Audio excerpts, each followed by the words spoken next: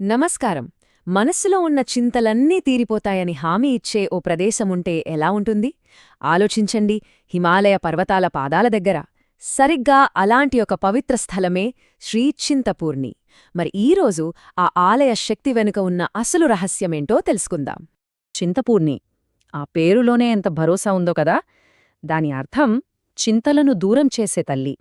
ఇది కేవలం ఒక పేరే కాదు, శతాబ్దాలుగా లక్షలాది మంది భక్తులను తన వైపుకు ఆకర్షిస్తున్న ఒక శక్తివంతమైన వాగ్దానం. అసలు ఒక ప్రదేశానికి మనసును శాంతపరిచేంత గొప్ప శక్తి ఎలా వస్తుంది? మరి ఈ అద్భుతమైన వాగ్దానం వెనక ఉన్న కథేంటి? ఈ ప్రశ్నతోనే మన ఈ ప్రయాణాన్ని మొదలుపెడదాం. ముందుగా ఈ ఆలయ శక్తికి మూలం ఎక్కడుందో చూద్దాం.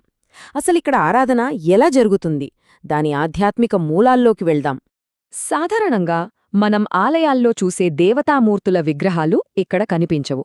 చింతపూర్ణిలో చాలా ఆసక్తికరమైన విషయమేంటంటే ఇక్కడి దైవం నిరాకారం, అంటే రూపం లేనిది. ఇది భౌతిక రూపాన్ని దాటిన ఒక ప్రాచీనమైన, స్వచ్ఛమైన శక్తిపై ఉన్న నమ్మకానికి ప్రతీక. ఆ నిరాకార శక్తికి కేంద్రబిందువు ఈ పవిత్ర పిండి. ఇది మనుషులు చెక్కిన విగ్రహం కాదు, సహజంగా ఏర్పడిన ఒక రాయి. వెండి యోనితో అలంకరించబడిన ఈ పిండి దైవిక శక్తిని దాని అత్యంత స్వచ్ఛమైన ఆదిమ రూపంలో చూపిస్తుంది. ఇక్కడికొచ్చే భక్తులు తమ విశ్వాసాన్ని కొన్ని ఆచారాల ద్వారా చూపిస్తారు. దేవతకు ఎర్రటి చుండ్రి సమర్పించడం, తమ అహాన్ని, చింతలను వదిలేస్తున్నామనడానికి గుర్తుగా కొబ్బరికాయ కొట్టడం, ఇంకా హవనం ద్వారా తమ కోరికలను అగ్నిదేవుడికి అర్పించడం. ఇలా ప్రతి ఆచారం భక్తి మార్గంలో ఒక ముఖ్యమైన అడుగు. ఈ క్షేత్రం పవిత్రత వెనుక రెండు గొప్ప కథలున్నాయి. ఒక కథ ప్రకారం హనుమంతుడే స్వయంగా ఈ పవిత్ర పిండిని ఇక్కడికి తీసుకువచ్చాడట. మరో కథ ప్రకారం ఇది ఒక శక్తిపీఠం, ఇక్కడే సతీదేవి పాదాలు పడ్డాయని నమ్ముతారు. ఈ రెండు కథలు కలిసి ఈ క్షేత్రానికి అపారమైన ఆధ్యాత్మిక ప్రాముఖ్యతను ఇచ్చాయి. సరే, పురాణాల్లో ఇంతటి ప్రాముఖ్యత ఉన్న ఈ విశ్వాసం కాలక్రమేణా ఒక గొప్ప పుణ్యక్షేత్రంగా ఎలా రూపుదిద్దుకుంది? ఒక సాధారణ ఆలయం నుండి ఒక ప్రధాన కేంద్రంగా దాని ప్రయాణం ఎలా సాగిందో ఇప్పుడు చూద్దాం. మొదట్లో ఇది ఆరుబయట ఉన్న ఒక చిన్న గర్భగుడి మాత్రమే. కాని శతాబ్దాలు గడిచే కొద్దీ శక్తి ఆరాధన పెరిగినప్పుడు దీని ప్రాముఖ్యత పెరిగింది. రాజులు, మహారాజుల నుండి ఆదరణ పొందింది. చివరికి ఆధునిక కాలంలో ప్రభుత్వ ఆధ్వర్యంలోకి వచ్చింది. ఇది విశ్వాసం యొక్క నిరంతర ప్రయాణానికి ఒక చక్కటి నిదర్శనం. అయితే ఈ ఆలయ శక్తికి కేవలం చరిత్ర, పురాణాలు మాత్రమే కారణమా? లేక అది ఉన్న ప్రదేశానికి కూడా ఏదైనా సంబంధముందా? ఇప్పుడు శాంతి యొక్క భౌగోళిక శాస్త్రంలోకి అడుగుపెడదాం.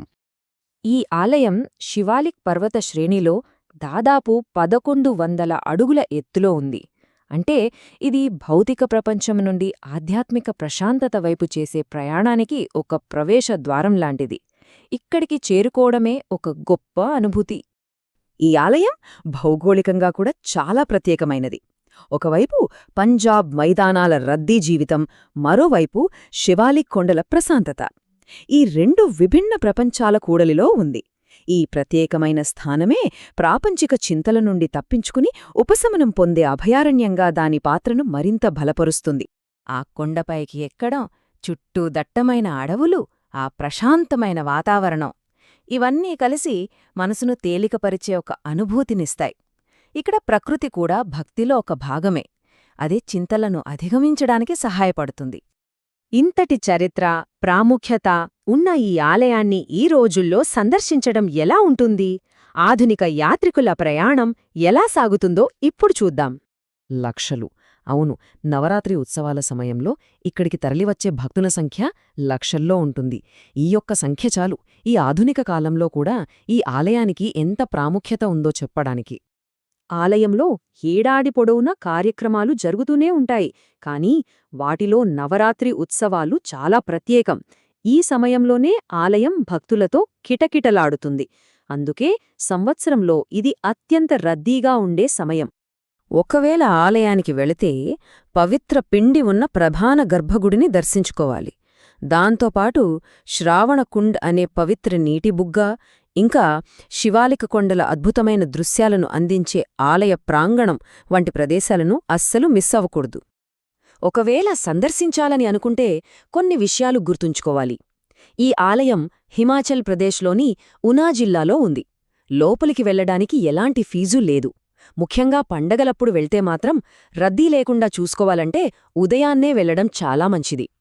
చివరిగా చరిత్ర, భౌగోళికం, విశ్వాసం ఈ అంశాలన్నీ కలిసి చింతపూర్ణిని ఒక కాలాతీత పుణ్యక్షేత్రంగా ఎలా మారుస్తున్నాయో చూద్దాం. ఇది కేవలం ఒక రాతి కట్టడం కాదు.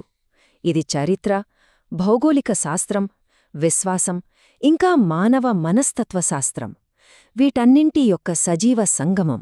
ఈ అద్భుతమైన కలయికే చింతపూర్ణి. చింతపూర్ణి యొక్క అసలైన శక్తి దాని వాగ్దానంలోనే ఉంది. విశ్వాసం ద్వారా మనస్సుకు ఉపశమనం కలిగించడం. అందుకే యుగాలు మారినా మానసిక శాంతి కోసం అన్వేషించే ప్రతి ఒక్కరికీ ఇదొక ఆశాకిరణంగా నిలుస్తోంది. ఇదంతా మనల్ని ఒక పెద్ద ప్రశ్నకు తీసుకువస్తుంది. నిజంగా ఒక ప్రదేశానికి మనసును శాంతపరిచేంత శక్తిని ఏదిస్తుంది? దీని గురించి ఆలోచించాలి.